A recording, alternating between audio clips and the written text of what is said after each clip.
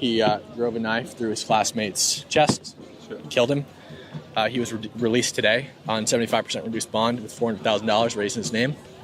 If a white dude murdered a black guy, cold blood, I don't think this would be happening for the white guy. I think that social justice warriors feel really good hitting the donate button for a black guy, even though he's a very, obviously a murderer. He admitted to doing it. Yeah. Yeah, to be honest, I don't know about this specific case. It's anecdotal evidence at best for me. But yeah, I know. DEI? Say again? DEI? DEI? Affirmative action? Affirmative action? Black Yeah. privilege? Okay, so yeah, I see the foundation for what you're trying to lay here. Yeah. Are those your main focus points, the DEI, affirmative action, Yeah, I think these are major points where black people have privilege in the United States. I think they're treated better in terms of gathering legal counsel for them, the public, gathering funds and legal counsel for them. I think that black people are given preferential treatment with bail release. I think that affirmative action prioritizes black people, and I think that DEI does as well, diversity quotas. Yeah, no, so I understand what you're saying. Yeah. So, first of all, with DEI specifically, if we want to just go one at a time. Comes over here. Okay, why not? Sit down. Not that I think conversation between two people on different sides of the political spectrum is a bad thing, Anyone's hesitant. Okay, there we go. Yeah. Anyone's hesitant. Wesley, can you make sure that's on both of us? Are we both in there? Yeah. Okay, cool. You were saying? Yeah, okay. So I think, the main points you brought up here, DEI, affirmative action, as to why black privilege exists.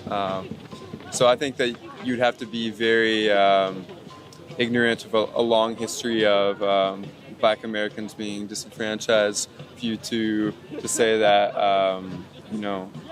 DEI or some analogous policy is not rightful in, bridging the gap between... History is history, right? It doesn't happen today, so why should we be violating the Civil Rights Act and the 14th Amendment to prioritize black people in college admissions and job applications? History is history is a really dangerous thing to say, I won't lie. Why? Well, yeah, if we want to be a little more open-minded here, we could expand our scope over to, say, Appalachia, right? So in Appalachia, communities of coal miners. I'm from Appalachia. Communities of coal miners were, abused and put through, terrible treatment. And now that industry has kind of gone away, or has been forced away with climate action and stuff.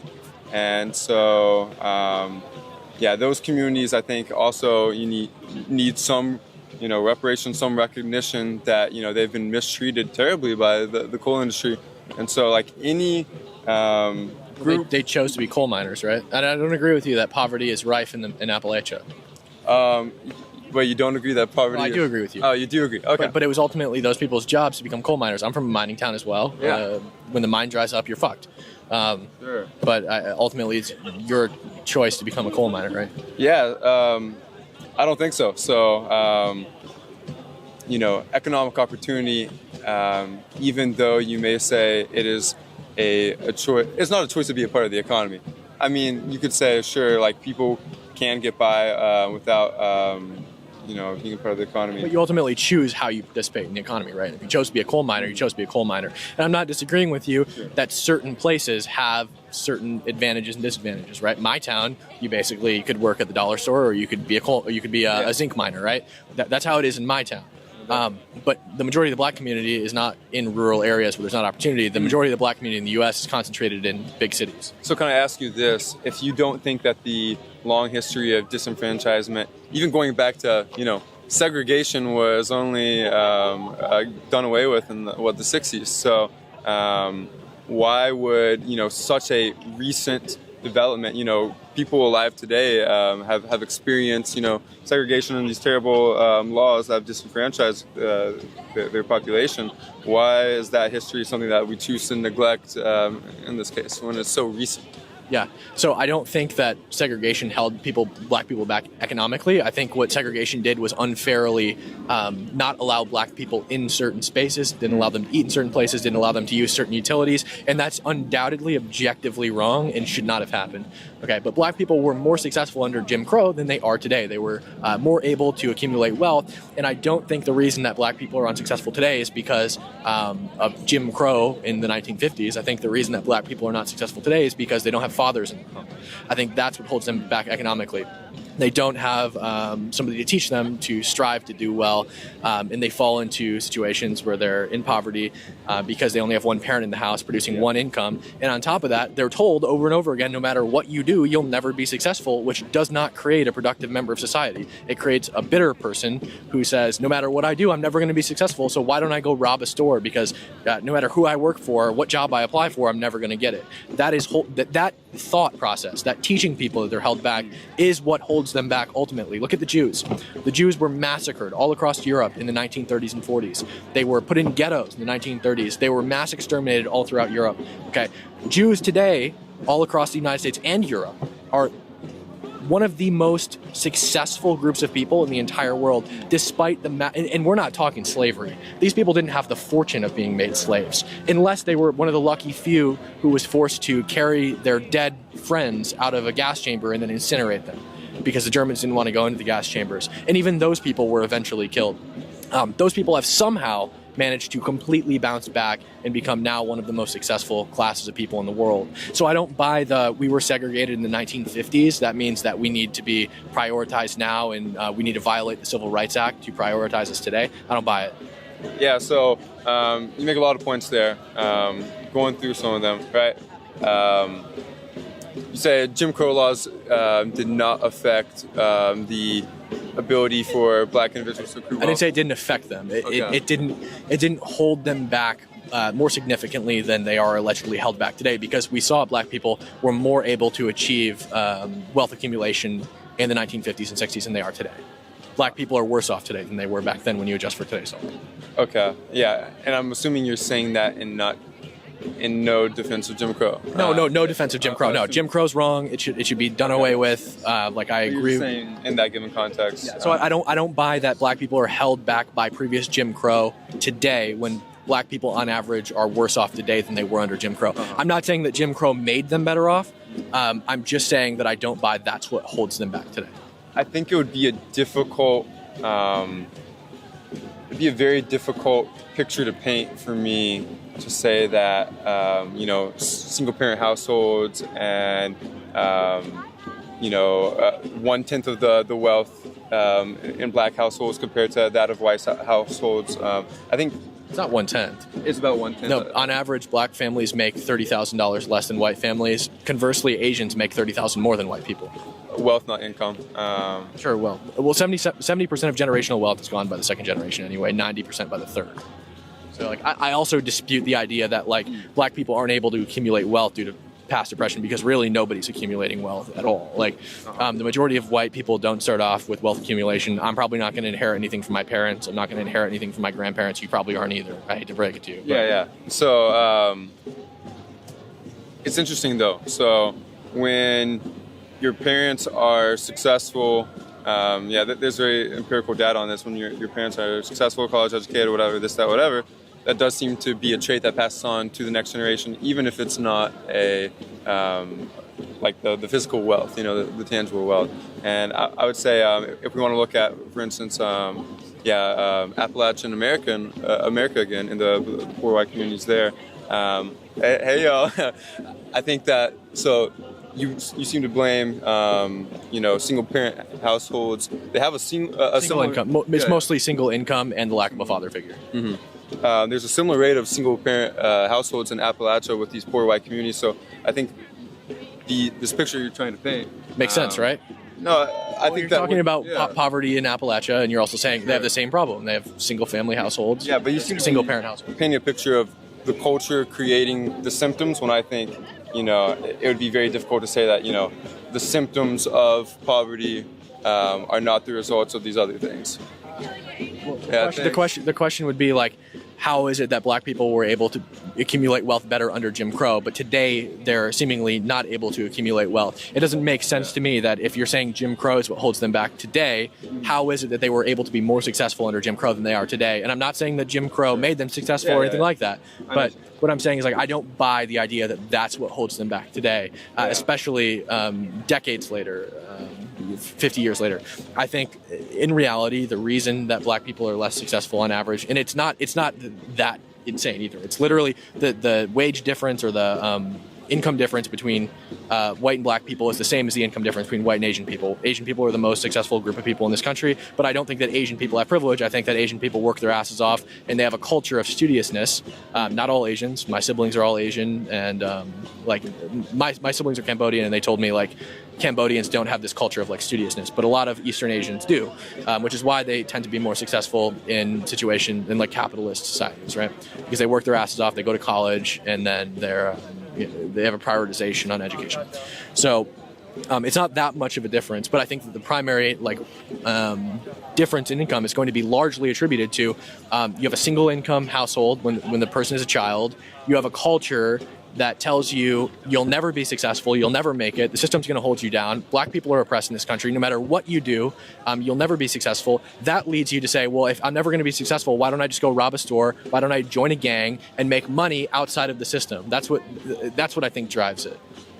Yeah, so I see the picture you're trying to paint here, but yeah, I would ultimately still say very erroneous thinking in my viewpoint, and what I'll guide you through here is, within Seattle, the neighborhood that you were born into is supremely reflective of the amount of income that you're projected to make in your lifetime when adjusted to parents' income.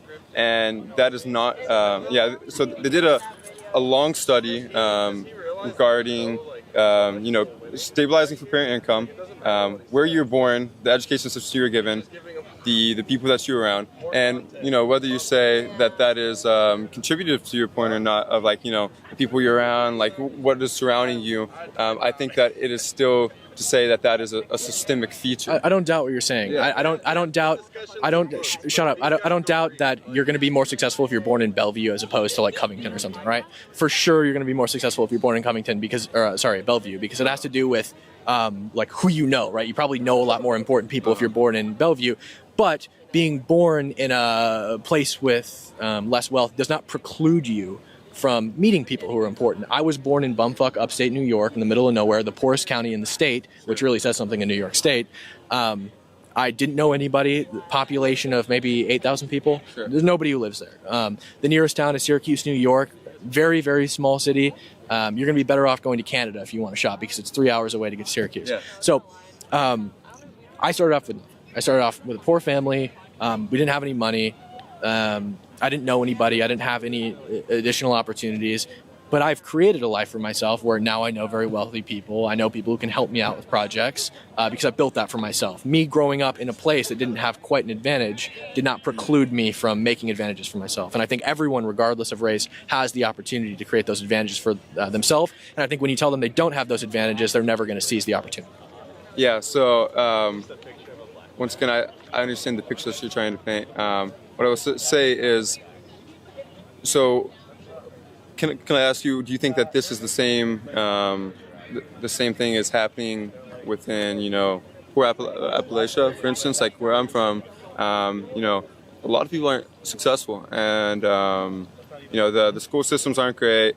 They don't know what it looks like to be successful. There's not really, they don't have successful parents, and it's just kind of generational in a sense. So I don't disagree with you. I think it's very similar. Yeah. And a lot of people in Appalachia turn to making, producing drugs and trafficking. Yes. Methamphetamine. It's a terrible, and those are white people mostly. Yes, yeah. Absolutely. So I think that is evidence that this problem can be created organically without any form of oppression, because white people in Appalachia were not oppressed, right? They fell in hard times, and they turned to making money outside the system, and their parents probably did the same thing, taught them you're not going to be successful, whatever. So I think that I think it's the same thing. I understand what you're saying. So, but once a community is affected, I don't disagree with you that there can be singular standout examples of people who are able to, escape kind of the systemic setup. And but overall, somebody who is surrounded by a system, surrounded by, and doesn't have, frankly, nearly as much structural It's support. not just one standout example. I'm from a very similar area from you. I'm from a mining town. I'm from a town where everyone's poor. You either nobody leaves where I'm from, by the way. Like I am like one of the very few people who managed to move to Los Angeles from where I live and go work a job that made 6 figures. Never happens. The most you're gonna do is go like maybe 50 miles north, which gets you, south, which gets you like 2 towns over, right? You're here. You're in at the University of Washington, which is a very nice school with a high tuition. Evidently, you made it. I made it too. And what I say is, like, if I can work out of that circumstance, if you can work out of that circumstance, why can't anybody else work out of that circumstance? I didn't have anything special or innate about me that that gave me a leg up. I'm a highly motivated person, but that's not something that you can give people. You know what I'm saying? I do understand what you're saying. But I'll also say, when you are distracted by a sea of different factors about, what life should look like, and frankly, you're not put in the best position in the first place. Like maybe your family is already, I don't know, drug affiliated, or say, your parents out the house all the time because they have to be supporting you. Born into a single parent household. I was born into a single parent household. In these circumstances, I'm not saying, I'm not applying to everyone, hey, like, it's not, everyone will be a product of poverty as a result of, the circumstances they're born into. But quite frankly, like, not everyone is going to be able to break out of those circumstances. I'm not saying that it's impossible. But I don't think it's anything innate about them. I think it's just the lack of motivation, probably because you tell those people they can't break out of the circumstance. You talked about drug-affiliated families. Sure. Another great example of this is the Vice President of the United States, J.D. Vance, also raised in Appalachia. Yes. Drug-affiliated mother, single-parent household, very, very poor, had to go live with his grandma because his mother was a psychopath. No offense, but I hear she's a great woman now, sober. Sorry, J.D., but anyway, very difficult circumstance. Now the President of the United States, he put himself through Yale, graduated summa cum laude. I don't think anyone else actually put himself through the military first so that he could pay for college, and then graduated summa cum laude at Yale, which is not an easy feat, obviously. There's a lot of self-educating going on there. And I think these are all evidence, me, you, J.D. Vance, these are all pieces of evidence that you can break out of these circumstances. In that there's not a system holding you back or causing the circumstances. And I certainly don't think the correction to the poverty problem in Appalachia or in inner city communities, in cities around the United States, I don't think the solution is throwing the Civil Rights Act and the 14th Amendment out the window and saying now we're going to institute affirmative action and DEI programs and diversity quotas that intentionally prioritize one race over the other. Yeah.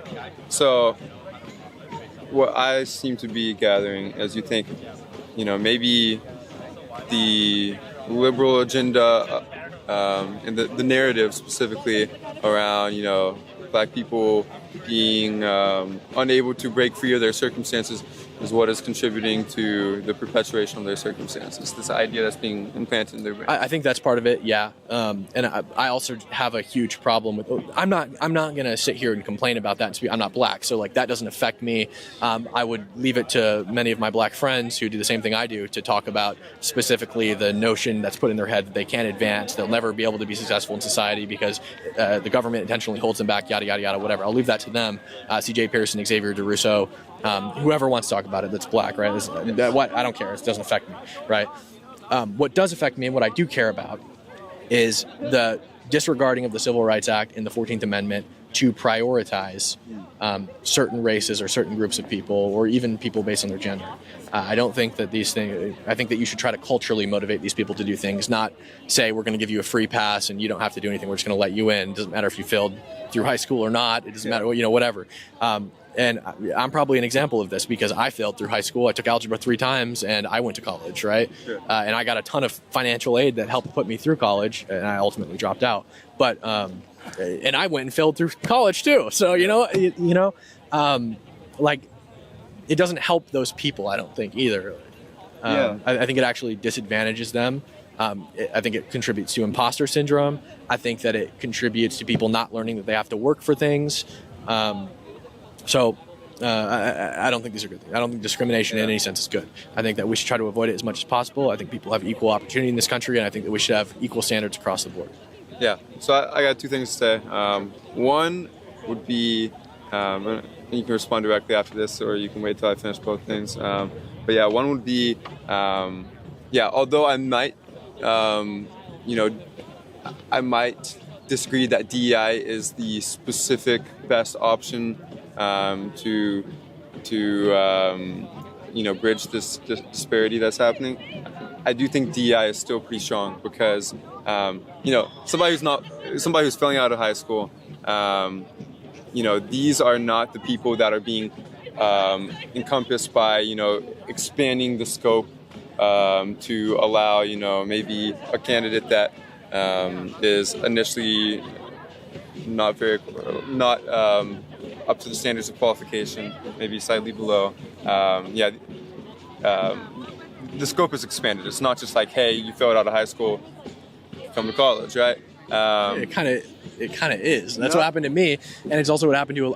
My school, upstate New York, we imported like tons of black people from the city, and it was through affirmative action. It's like that is what it is. Like you failed through high school, it's okay. Now you end up failing through college, and it's like, well, I just wasted a bunch of money. Now I'm in debt, and it sets me up for failure, and it sets anyone else who's a product of this up for failure.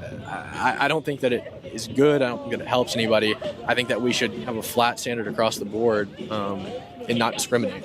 There are some colleges that will accept, a wide range of people, but,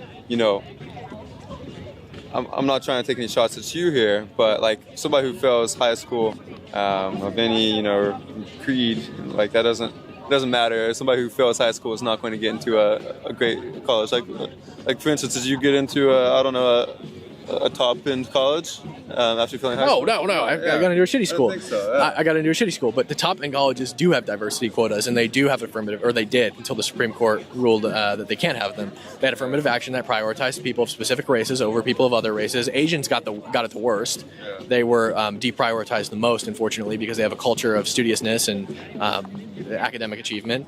And so they're deprioritized because there are so many Asians trying to get into college that they said, well, we need more black people.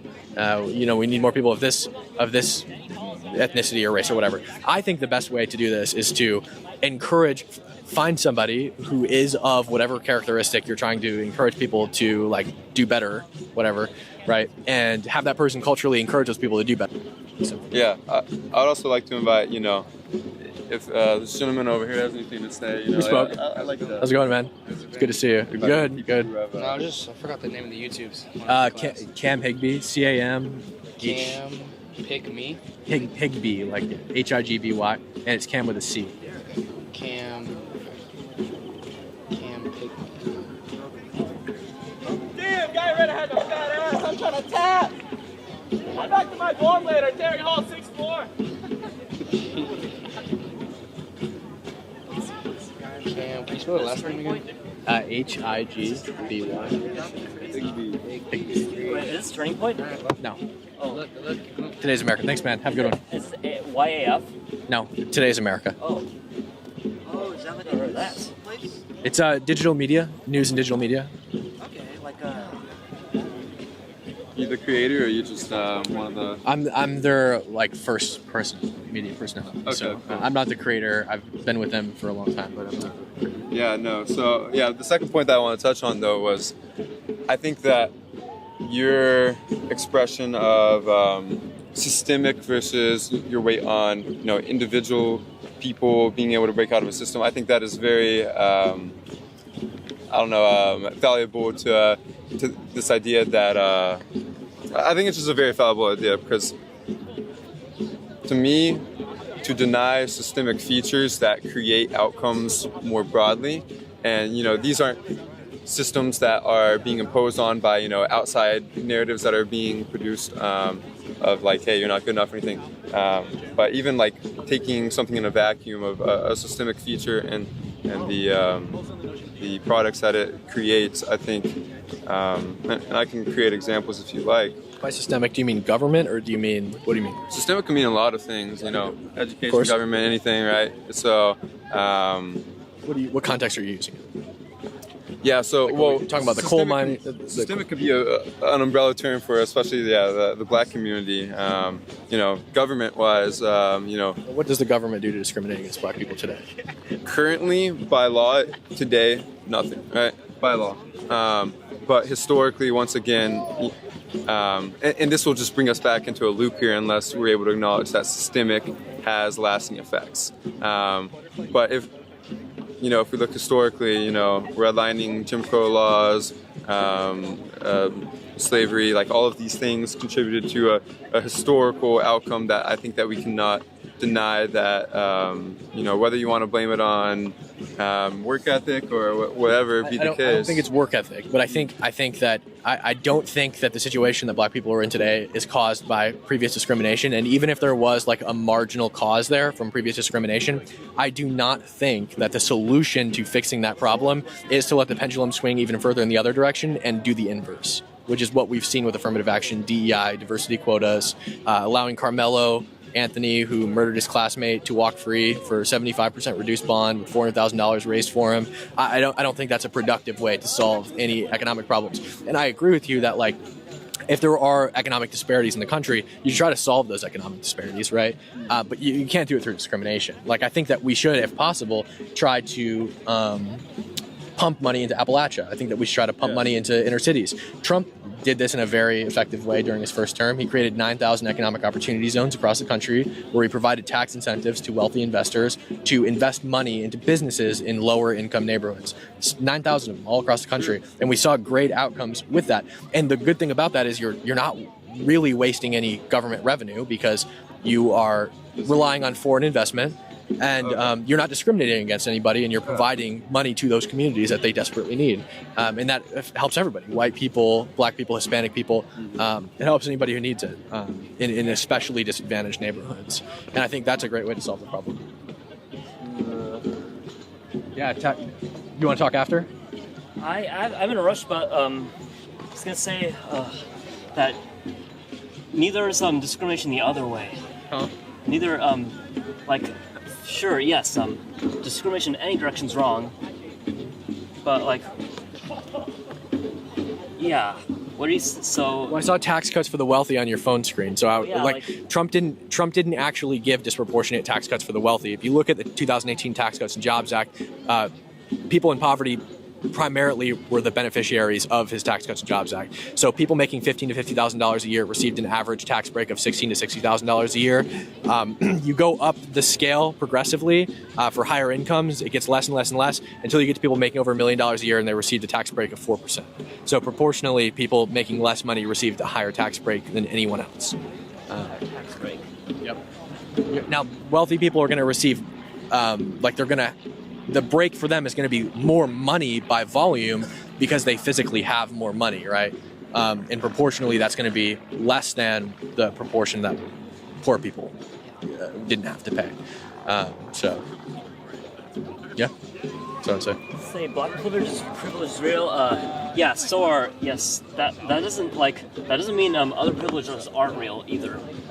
Sure. Well, I don't think that I don't really believe in white privilege in the United States, but what I'll say is we have a culture of affirmative action, DEI, diversity quotas, and Carmelo Anthony here, who was released from prison on 75% reduced bail after murdering his white classmate, driving a knife through his heart. He also had $400,000 raised on his behalf by white guilt-driven liberals. And those people, as they're donating to a cold-blooded murderer, are definitely sitting there on their phones.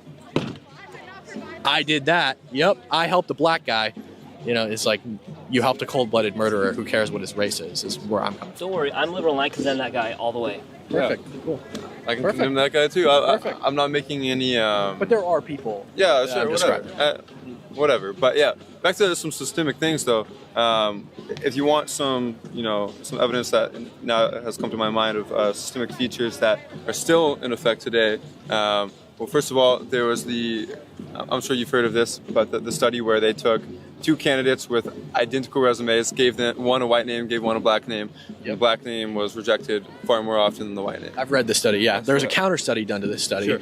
And they found that the reason people were being rejected was not the result of their name being a black name. It was the result of their name sounding poor. So people who were named like Sharquisha were going to be just as likely to not get a callback as people named Larry or Bob. These are poor-sounding white names, right? Larry, Bob, working class names, right? So it was socioeconomic discrimination, not racial discrimination. If you had a name like Denzel, right, or some kind of another black name that sounded more like not poor, right, like Sharquisha or whatever. You're going to be more likely to receive a callback, regardless of your race. I can't make a claim on this counter study that you're providing here, but to move on with another one. I mean, the war on drugs, crack versus cocaine, one was more prevalent amongst white communities, one was more prevalent amongst black communities, one received much harsher sentencing. Is that happening today? I would still argue that there is a stigma around crack over cocaine, and there's harsher sentencing. Sure, a stigma. You can't solve a stigma. There's almost nobody in federal prison for drugs at all. It is happening to an extent. There's almost nobody in federal prison for drug possession.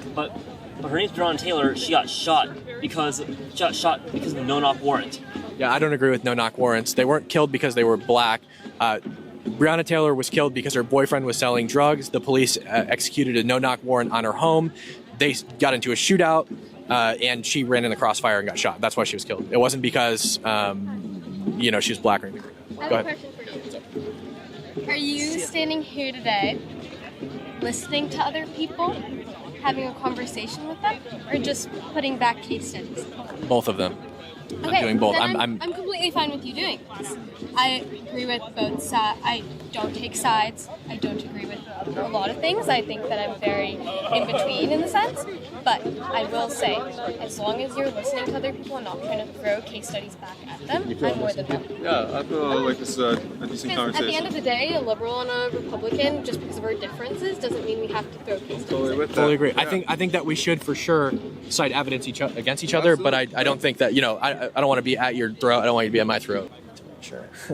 I get really worried with camera stuff. All right, you were saying, go ahead. So you can defer back to a socioeconomic defense here too, but with black Americans versus white Americans, I know that for the same crimes, they are likely to receive harsher sentencing. Also, for nonviolent crimes, they are likely to receive harsher sentencing. And yeah, just across the board, stop and search performed by police and sentencing and incarceration rates are across the board higher, even when accounting for the same crimes. Do you know why?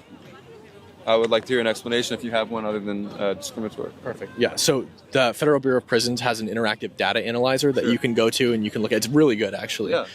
And you can sort by pretty much anything.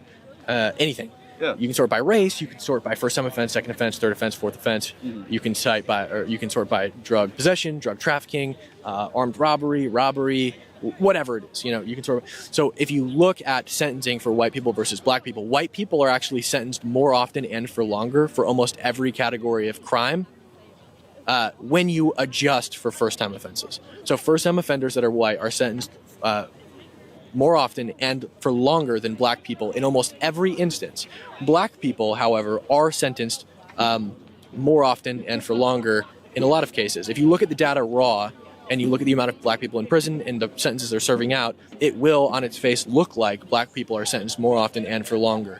But when you adjust for the fact that black people are more likely to be repeat offenders, you realize the reason they're being sentenced for longer periods of time is not because they're black, it's because the judge is seeing them for the fourth time, right? The third time, the second time. That's why they get longer sentences, and that's why they're more likely to be sentenced. But the difference is marginal. It's anywhere from like 3 to 10% when we're talking, 1 to 10% when we're talking about white people being sentenced longer and for more often for the same offense and the same level of offense.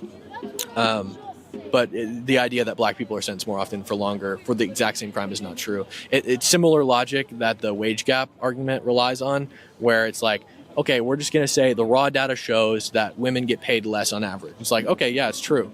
But why do women get paid less on average? Well, because they pursue different career paths. We don't account for whether or not the women negotiated for a higher salary. We don't account for whether or not the woman has been working that position longer. We don't account for where they're actually seeking employment. We don't account for any of these things. We just account for like the raw data, right? And like a good example is my ex-girlfriend. I got her a job at the company I work for, writing articles, news articles. I was making more money than my girlfriend. It wasn't because she was a woman. It was because I'd been working there longer and I got a raise. She started out on starting salary. And so she was making less money. And when you start accounting for these confounding variables that you might not see at face value, you realize these disparities start to go away. Similar to why do black women die more in childbirth? It's only like 0.02% higher for maternal mortality. But why is it because the doctors? Still significant when it comes to it's not really when not it comes that. to childbirth deaths. So 0.02% is it's quite significant. Well, it depends on how you define significant. It's very small. Okay. The difference. However, like why might black women specifically die more in childbirth? It's not because they're being discriminated against by the doctor who's giving them a cesarean section. Because black women are 60% of black women over the age of 20 have diabetes. 60% of black women over the age of 20 have heart disease. I think it's like 1 in 3 black women don't know the symptoms of heart disease. They're more likely to have carotid arteries. Like these are all comorbidities that go along with giving birth. And if you have these comorbidities, you're going to be more likely to die. And the fact that the birth rate is only nominally higher for black women suggests to me that it's probably not discrimination, because if it was discrimination, it seems like it'd be at least 1% higher. But that it's probably because black women are more likely to have health problems that are comorbidities. Yeah, I think ultimately where we disagree from this conversation is whether we think that being born into a poor situation is likely, well, not likely. I'm sure you would agree that it's likely to, but is a strong contributing factor to why people are, perpetually going to have, intergenerational poverty and, pass that on to, I agree with you. Yeah, the next generation. I agree with you that poor people are more likely to stay in poverty. Yes. Where we disagree, I think, is the access to opportunity. I don't think that poor people are precluded from being successful. I do think that wealthy people are probably going to be more likely to be wealthy. Born to a wealthy family, be born in Bellevue, you're probably going to be more likely to be wealthy than somebody else. Yeah. But I don't think that somebody born outside of Bellevue is precluded from that, from building wealth. I agree, but when there's a system in place that makes it so difficult, whether it be the schooling differences between areas that have higher percentages of blacks versus whites, or if you'd like to say, just the fact that being surrounded by, people that do not know what success looks like, do not have the connections, do not know what that,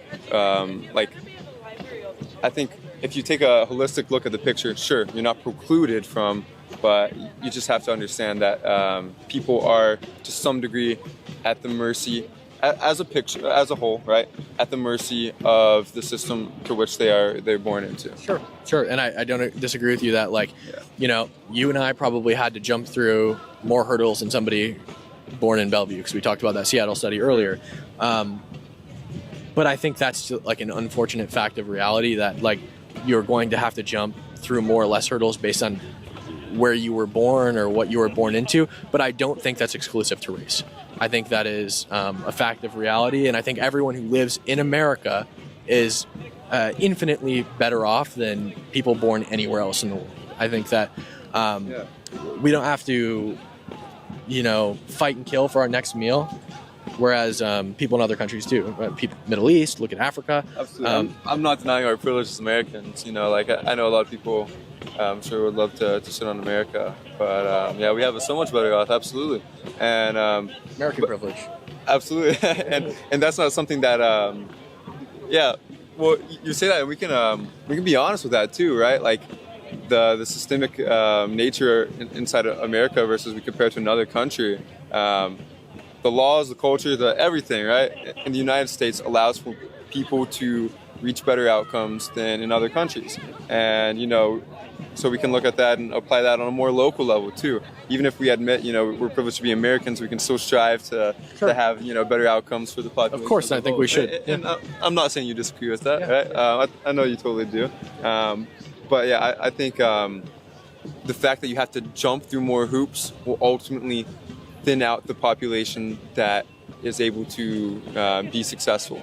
And sure, the right individual who, was either imbued with the right work ethic or the right this, that, whatever, is able to still jump through enough hoops that they can get there. It's just the fact of the matter that, hoops make it more difficult and it thins out that population. Yeah. I think we also live in a unique age where, I started it didn't matter where I lived to start my job. I started on the internet, and that's how I was found, and that's how I got my job. And the job that I currently work is I was found through the internet.